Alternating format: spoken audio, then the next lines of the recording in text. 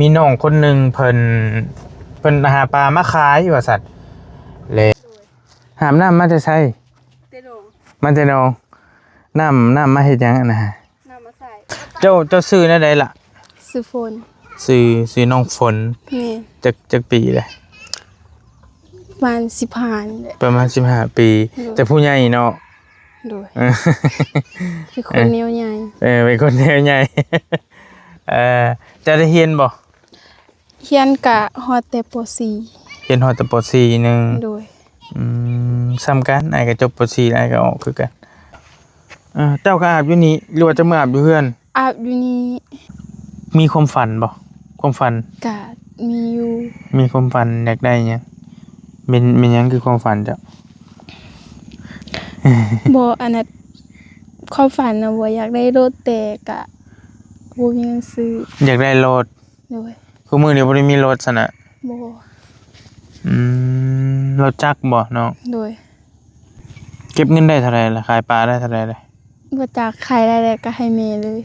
เอาสมมุติว่าไปขาย100,000นี่เพิ่นบ่ได้เอาให้เจ้าบ่บ่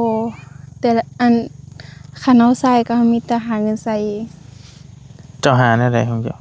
ก็ไปขุดนี่แหละไปขุดกบขุดเขียดโดยแล้วก็ไปขายโดยได้เบิดทุกอย่างแหละติเฮ็ดอยู่เฮ็ดกินเฮ็ดหยังได้เบิดบ่ล่ะโดยขับรถไถก็เป็นขับรถไถก็เป็นอีกไถนาเอาแล้วไถนาก็เป็นไอ้ยะพี่ลึกห่วยบ่พวกก็ยาซะเอาให้เป็นอยู่เด้เนาะ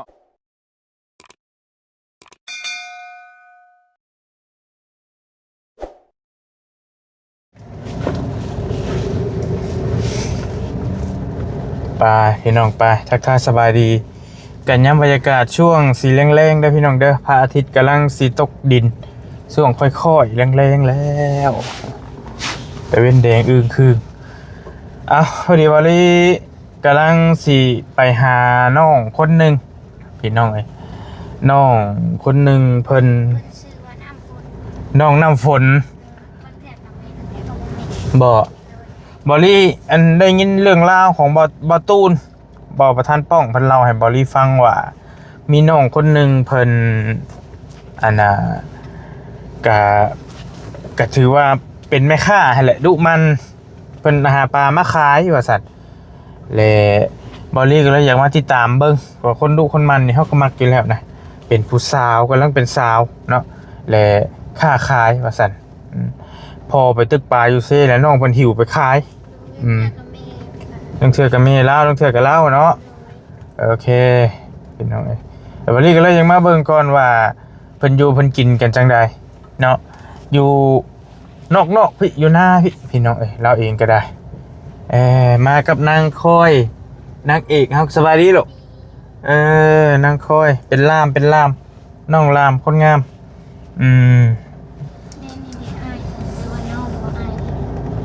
เป็นนี่บ่ประเด็นว่าเราสิอยู่บ่บ้านไอ้เบิ่งแม่นบ่ผู้นึงเข้าแม่แล้วฮะแม่นบ่เจ้าเรื่องแล้วอยู่ติไปนี่น้ำก็จะเสื่อมไปคืนนั้นเพราะสื่อดิเพราะสื่อคือกันคอยกันน้ำพ่นแล้วก็เอาเจ้ากันน้ำพ่นเอาเจ้าเขาเอิ้นนางคอยชื่อเคลื่อนคอยในเพิ่มช่างชื่อว่าคอยจะชื่อฝนชื่อน้องน้ำฝนโอเคป้าควันคากะลีตายครับกูย่างก็ได้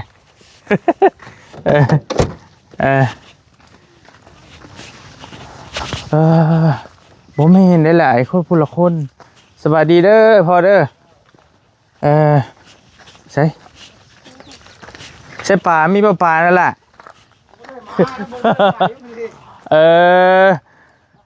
อีหลาผู้นี้ที่ไปขายให้มื้อน่ะบ่นางไปกับผู้ใดก็ผู้นั้นไปกับผู้น้อยๆน่ะ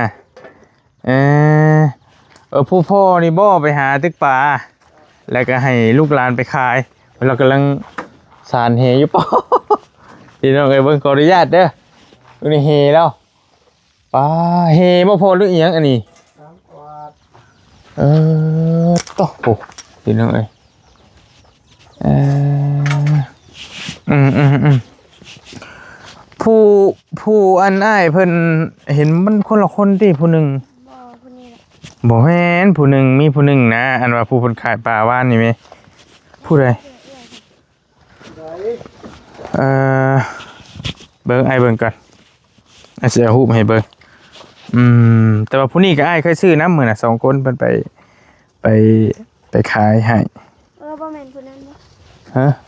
สิเป็นผู้หาบน้ำนี่บ่คือสิแม่น เห็นผู้คนไปขายปลาเมื่อวานเอื้อยเจ้าบ่คือสิแม่นผู้นี้แหละผู้คนขายปลาว่านนี่เด้กำลังว่าสิไปขายปลานะจีหยังอันนี้น้องจีปลาโอ้มีแต่ขี้เถ้า กินนั่นเลยโอเคเด้คือสิแม่นผู้นี้สบายดีน้องหามน้ำมาแต่ไสมาแต่น้องน้ำมาเฮ็ดหยังอะนะ น้ำมาใส่ โอเคพี่น้องเอ้ยน้ำขุ่นดิน้ำน้องกับสมน้ำนองอะไร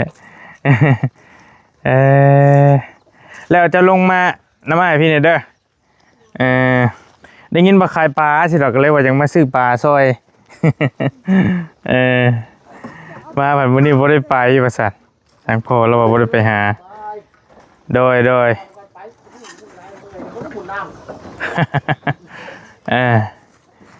โอเคพี่ละมานั่งน้ำไอ้พี่นี่นั่งนะพี่ไอ้คุยน้ำในจังหน่อยมันยังเห็ดยังกินซะอันนี้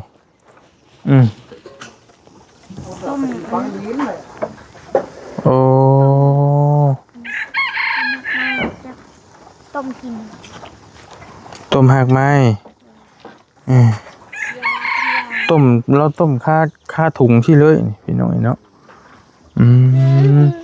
มันบอกครบแต่ว่า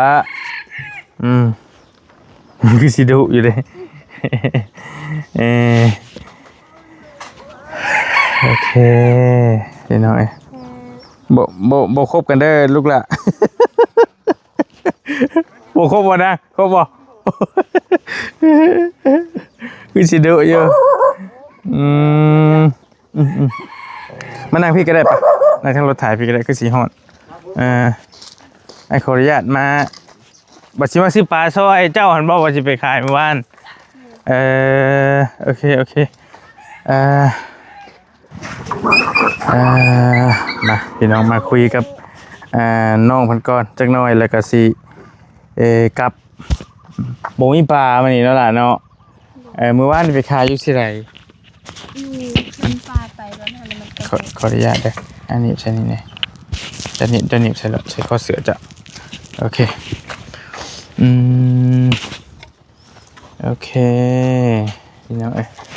อันนี้อันเถียงเจ้าบ่โดยเถียงหน้าเจ้าแม่และอันนอนอยู่นี่ประจำบ่ล่ะหรือว่าจังได๋มันบ่ได้นอนอยู่นี่นะไผนอนอยู่นี่จ้ะพ่อแม่แล้วก็น้องพ่อกับแม่แล้วก็นอนอยู่นี่โดยแล้วเจ้ามื้อนอนอยู่เฮือนแม่มีเฮือนอยู่เนาะโอเคอันเรียบร้อยเว้ยสิหนีบให้ตัวบีบสิไปหาไก่บ่หนองน้ำจ้ะโอเค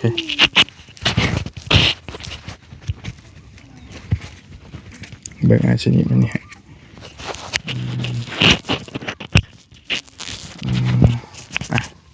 นี่ใส่หัวตอนนี้จะมองเสือจ้ะโอเคมื้อนั้นได้ก็ได้ซื้อซอยอีหล่า2คนนี้เพิ่นไปยังขายให้อยู่เฮือนนางอันน่ะนางหยังวะนางลอยนี่อ้ายอยู่หั่นพอดีแล้วเพิ่นหิวไปขายก็ว่าสิถามหาอยู่ว่ายังมาเยี่ยมอยู่เห็นเพิ่นลูกมันหั่นนะ2คนนี้ก็ได้แต่ว่ามาเห็นอยู่นี่พอดีน้องเจ้าหันเป็นเอื้อยแม่บางมื้อก็เจ้าไปขายแม่บางมื้อก็น้องไปเปลี่ยนกันไปแล้วก็ไปนำกัน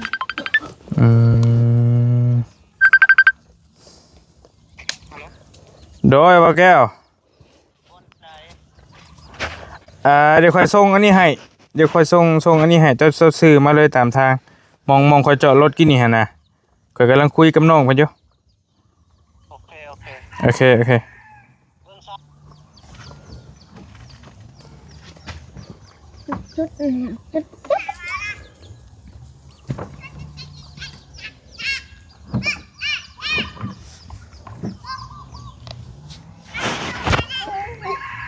ส่งตำแหน่งโอเคพี่น้องเจ้าซื้อแนวใดล่ะ ซื้อโฟน ซื้อน้องฝน แม่น จักปีเลย ประมาณ15นี่แหละ ประมาณ15 ปี แต่ผู้ใหญ่เนาะ โดยเป็นคนแนวใหญ่ เป็นคนแนวใหญ่ จะได้เรียนบ่ เฮียนกะฮอดแต่ป เรียนฮอดแต่ป .4 นึง .4 โดย ซ้ำกันอ้ายก็จบป .4 อ้ายก็ออกคือกันเป็นหยังจังออก กะบ่ตอนนั้นมันบ่มีคนนำนาก็เลยออก บ่มีคนเฮ็ดเวียกเฮ็ดงานแล้วก็เลยออกมา แม่น จะพี่น้องแล้วก็มาซอยเฮ็ดเวียกเฮ็ดนั่นอยู่เฮือนนี้ โดย อันหลักๆแต่ละมื้อเจ้าเฮ็ดหยัง บางเทื่อก็ไปคูดมั่งอันนี้ ไปเฮ็ดหยังก็ หึ ไปเฮ็ดหยัง ไปคูด ไปขุดเขียดบ่หรือขุดหยัง แม่นคูดเขียด ขุดเขียดแล้วก็ไปขายนั่งขายตามนั่นเขาเจ้านี่บ่ โดย โอเคพี่น้องเพราะอ้ายเห็นมื้อวานนี่ทางทีมงานเพิ่นบอกว่า มีน้องคนหนึงเพิ่นกำลังสิไปขายปูขายปลาหั่นนะก็เลยว่าอ้ายก็เลยชวนนางอันนี้เพิ่นมาก็เลยว่าอยากมาซื้อซอยว่าเห็นดุมันก็เลยอยากมาเยี่ยมมันนะผู้นั้นผู้แม่บ่ แม่น อาบน้ำในหนองเลยบ่นะฮะ เลยตอนทั้งถ้าพ่อเราไปหาแล้วเจ้าจังได้ไปขาย โดย ได้เท่าไรแต่ละมื้อ ได้บ่หลายได้ประมาณแสนประมาณแสนปลาย แฟนปลายก็หลายแต่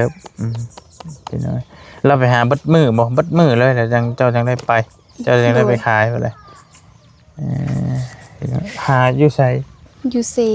อยู่ในเซป่าธรรมชาตินะพี่น้องแล้วก็ได้แม่นันบอรี่ก็ซื้อซอยน้องเพิ่นหั่น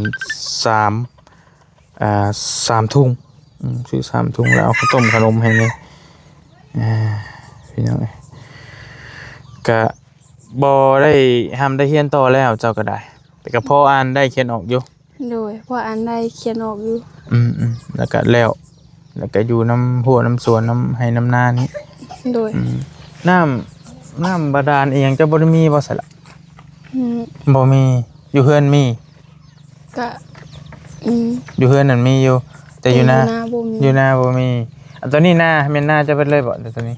บ่แถวเจ้ามา ตัวนี้บ่แม่นต่างหากอันนี้ บ่คนละเจ้า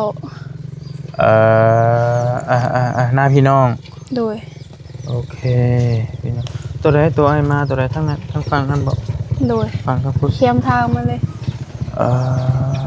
พ่อกินอยู่ที่เขาเท่าก็ได้ ก็พอกินอยู่ พ่อกินกุ้มอยู่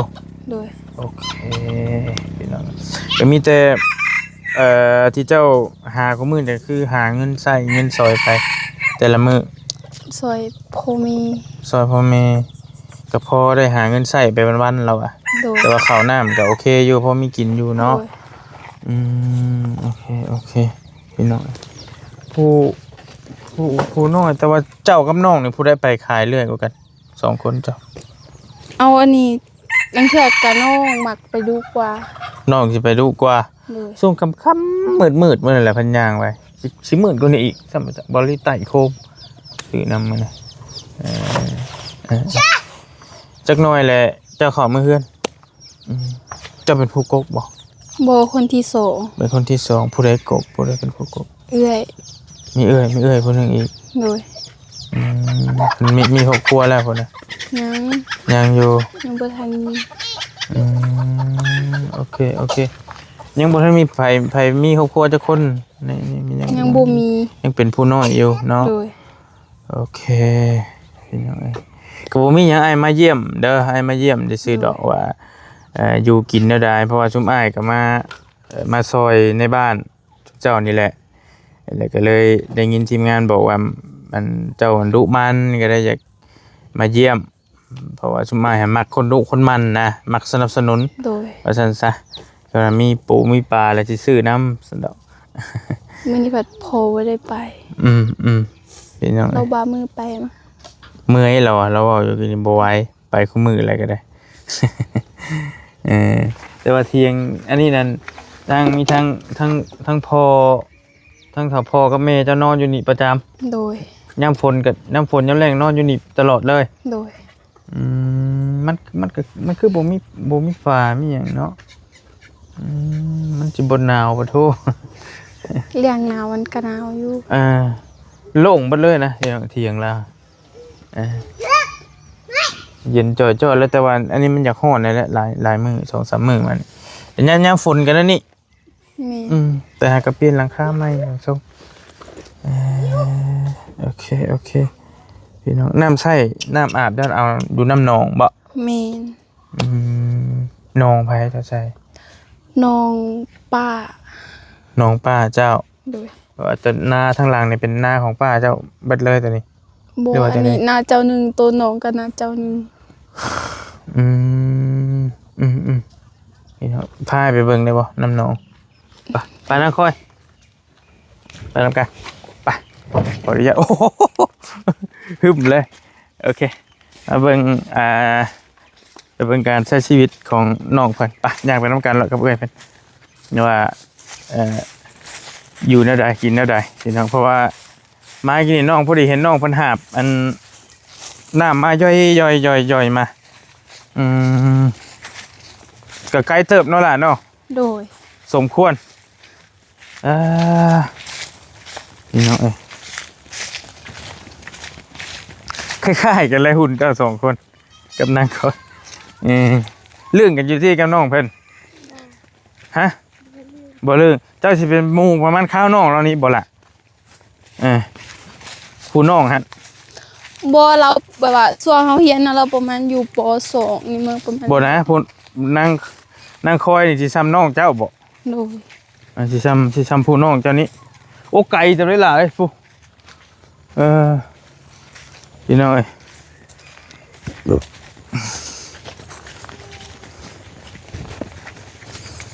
โอ้ยน้ำหนองอยู่พี่ โดย ใส่มาเบิ่งเด้อ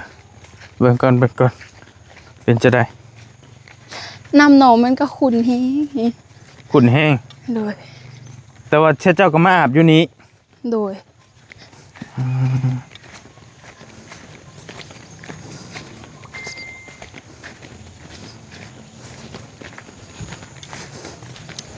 โอ้ได้ใส่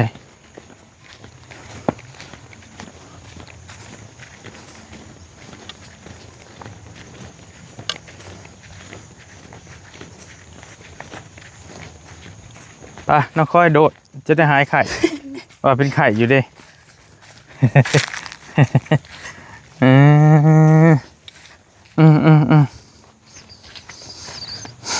มันยามได้มันแห้งนี่แหละ เดี๋ยวมันก็แห้งเลยประมาณเดือนเดียวอะ อันนี้มันเดือนหยังเฮาก็บ่จัก ตอนนี้เดือนหนึ่งเดือนประมาณเดือนหนึ่งที่เดือน2ที่เดือน3แล้วได้นี่ฮะเดือน3เดือน3แล้วมื้อนี้ดับเด้เดือน5เดือน5บกเนาะ โดย เคยมาก้านเดือนห้า เจ้ามาก้านอยู่ใช่นั่งว่ามันหลักเขียดเราก้านยังก้านเขียด โอเคเจ้าคือว่าแล้วมันโมเมนนาเราอันนี้เนาะอันนี้บ่แม่จะมาอาบกินนี่ขอโทษ โดย เจ้าก็อาบอยู่นี่หรือว่าจะมาอาบอยู่เฮือน อาบอยู่นี่ แต่อยู่เฮือนจะมีน้ำก๊อกหรือว่าน้ำบันได น้ำใด เป็นน้ำใดเลยอยู่โอเคพี่น้องแต่ว่าอันนี้มันสิพี่น้องเบิ่งห้อยก็ได้ งอควายก็ลงอัน ห้อย นี้ งัวห้อยควายห้อยหมูห้อยหมาหมูเฮ็ดเป็ดไก่นะครบรถว่าซั่นซะอยู่ในนี้พี่น้องเอ้ย แต่อายยังน้อยก็สิแหละก็อาบน้ำนองสิแหละคือกันนั่นแหละพี่น้องเอ้ย โอเคแล้วไอ้มานั่งคุยน้ำนี้เนี่ยจักหน่อยได้เดี๋ยวไอ้สิกลับแล้วเพราะว่ามันค่ำแล้วพี่น้อยอยู่นี่ก็ได้บรรยากาศมันดีเนี่ยจักหน่อยโอเคเดี๋ยวมาคุยกับน้องเพิ่นจักหน่อยก่อนพี่น้องเลยสิกลับ อันหมู่อ้ายนี่แหละเพิ่นมาอันน่ะเจ้ากับพ่ออันได้เขียนออกมีการศึกษาในซ้ำกันกับบอลลี่นะ โด ก็ ย ง่ายก็ได้แล้วเจ้าหันอยู่กับพ่อกับแม่เนาะ โดย เป็นผู้ที่สองพี่น้องไผสิเลี้ยงพ่อเลี้ยงแม่ ว่าจัก ยังบ่จักตัวนี้แต่ว่าชุดลายหันเป็นผู้ล้าเนาะ โดย ลูกหลานแล้วแต่เก่าเรียนเฮือนที่ว่าเฮือนอยู่นี่ก็เป็นเฮือนพ่อเฮือนแม่เฮือนน้ำกันหั่น แม่ เพิ่นมูลเพิ่นมังเพิ่นหั่นเองเนาะ ยังบ่ทันมีกันเองเทื่อ เฮือนเจ้าเองนำบ่ทันมี โดย แต่ว่าอันดินกว้างแต่บ่เนี่ยอยู่ กับบ่ได้กว้าง บ่ได้กว้างปานใด โดย พอได้แต่ลมเฮือนฮะ โดย แต่ว่ามีไฟมีน้ำอย่างข้างในแล้วเนาะโอเคพี่น้องก็พออยู่นะว่าง่ายก็ได้ข้าวน้ำซ้ำปลาก็พอกินแต่ว่าทางบอลี่มาเนี่ยคือว่าได้ข่าวว่าน้องเพิ่นหันเป็นแม่ค้าเช่าขายนะอยากมาสนับสนุนไว้ในอื่นดอกพี่น้องว่าเพิ่นอันนั้นมีความฝันบ่ความฝัน กะมีอยู่ มีความฝันอยากได้หยังเป็นหยังคือความฝันจ้ะ บ่อันนั้นความฝันน่ะบ่อยากได้รถแต่กะบ่มีเงินซื้อ อยากได้รถ โดย คือมื้อนี้บ่ได้มีรถซะนะ บ่ รถจักรบ่น้อง โดย เราขึ้นรถจักร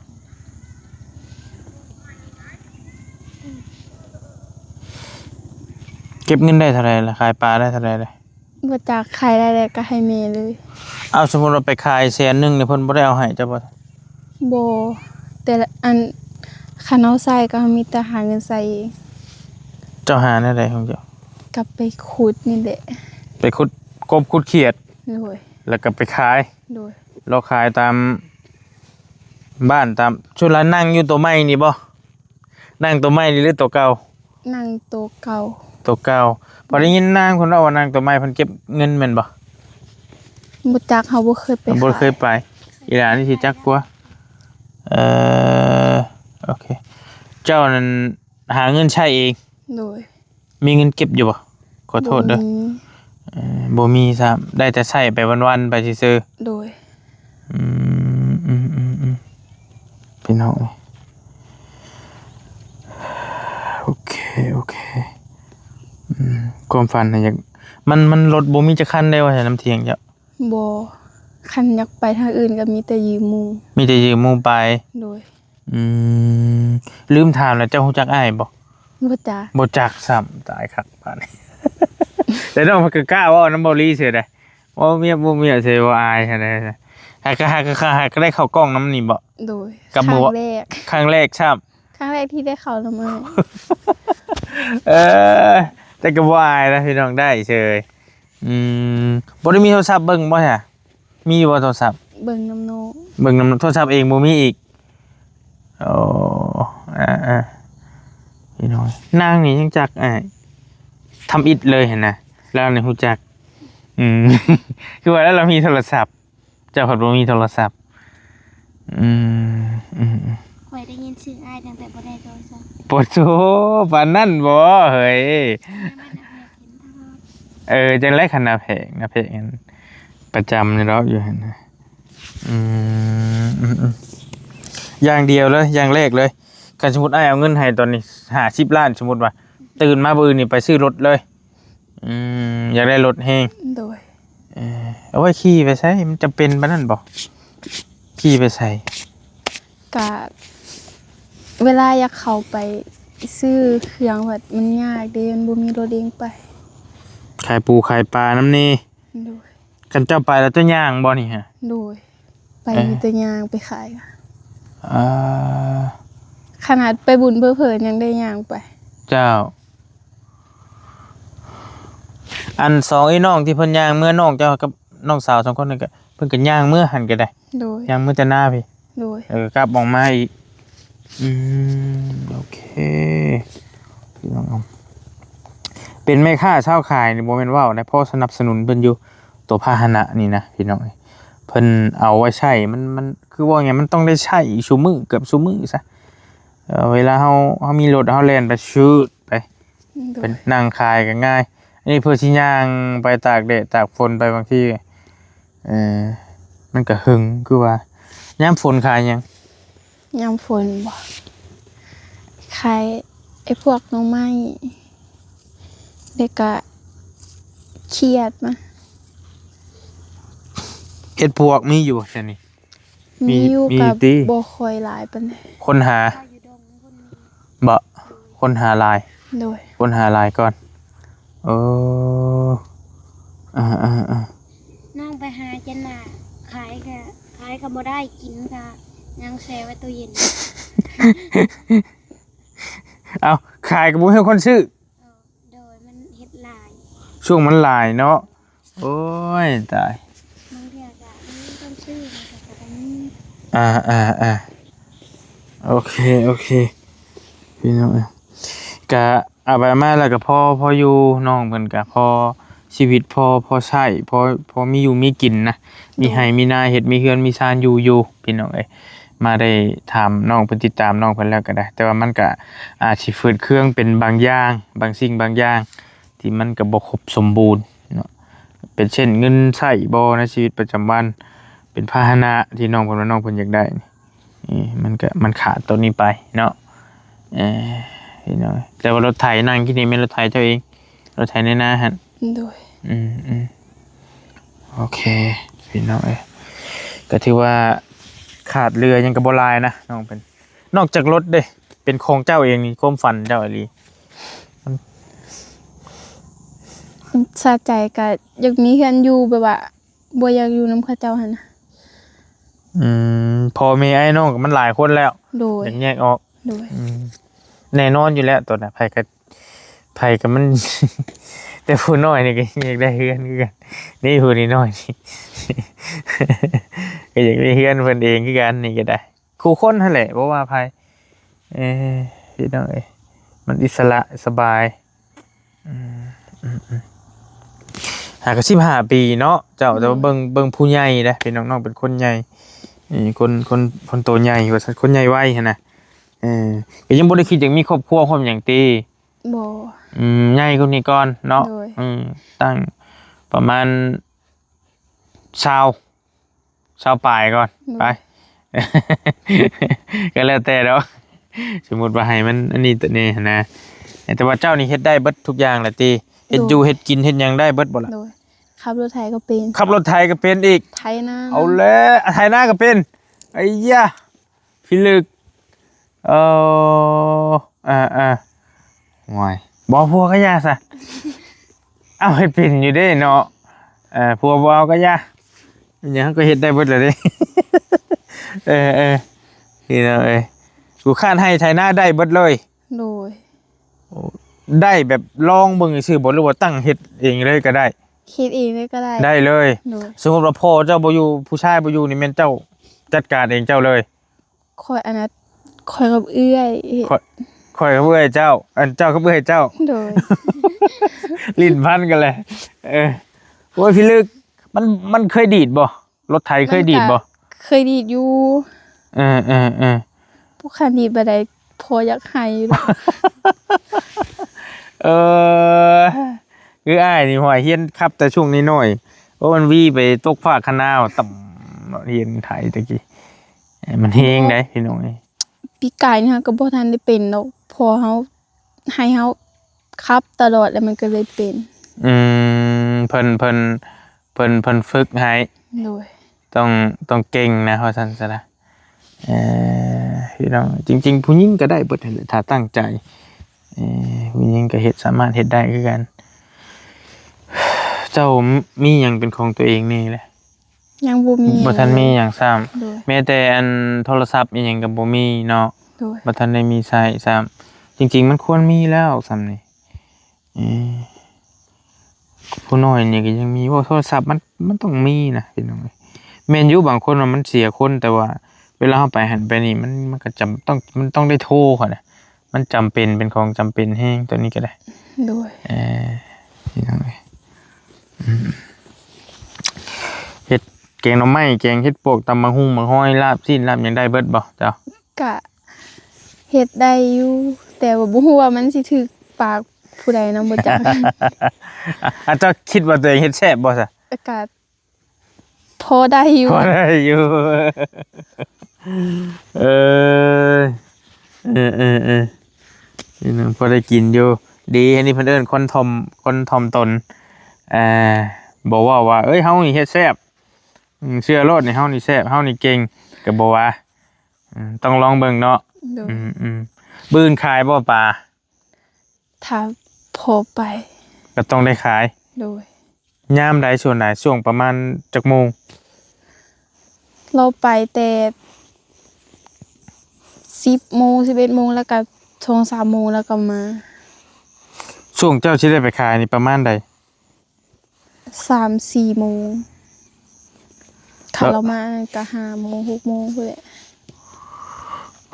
ขายตอนค่ ช่วงลายตอนค่ำเนาะ โดย โอเคเพราะว่าน้องเพิ่นไปหาไอ้มื้อนั้นก็ค่ำได้ค่ำมืดเลยแล้วก็เพิ่นก็บ่ค่อยเว้า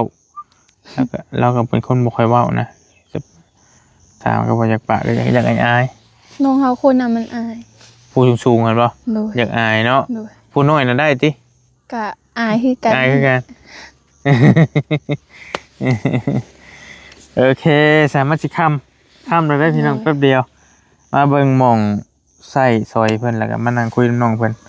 ดูตรงหน้าพี่น้อยหนึงเนาะพี่น้องเนาะถามเรื่องราวก็ดีแล้วเด้ออ้ายเห็นมื้อหน้าสิซื้อซอยดอกซะนะ โดย คะแนนดุมันขยันแบบนี้ต่อไปแล้วก็ดีแล้วพี่น้องเอ้ย โดย แต่ว่าแต่ได้อยู่แล้วเจ้าที่ค้าขายติ โดย ป้าซะเมื่ออ้ายสิหาแนวฝากในตอนปะอยู่รถพุ่นแหละ โดย เอาแนวนั้นให้พี่น้องเอ้ยไปนั่งคอยครับเบาแก้วตามฮะจนเป็นเอาแก้วสบายดีแล้วเบาแก้วเด้อแก้วตามมาน้ำลางไปนี่แหละมาหาน้องเพิ่นนี่แหละหมูมีปลาคล้ายอยู่นี่ฮะวันนี้บ่มีกันว่าคันว่ามีแล้วสิซื้อซอยว่ะมาบ่มีจ้อยซับ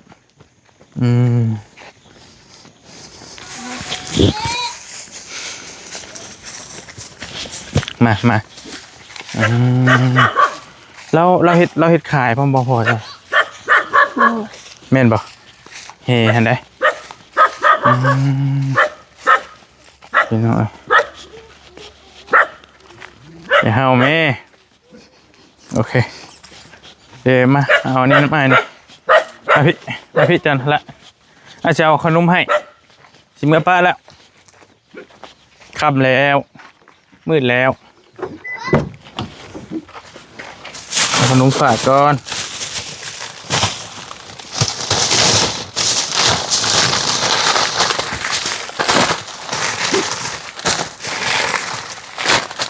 โอเคนี่ไปฝากน้องๆคนนั้นอันนี้ไอ้เอาให้เด้อไปสู้กันกินเด้อโดยบ่เป็นยังไอ้ขออนุญาตมาเบิ่งนี่น้อยนึงไปมาแก้วมาเบิ่งหมองผักหมองเศร้าน้องเพิ่นนี่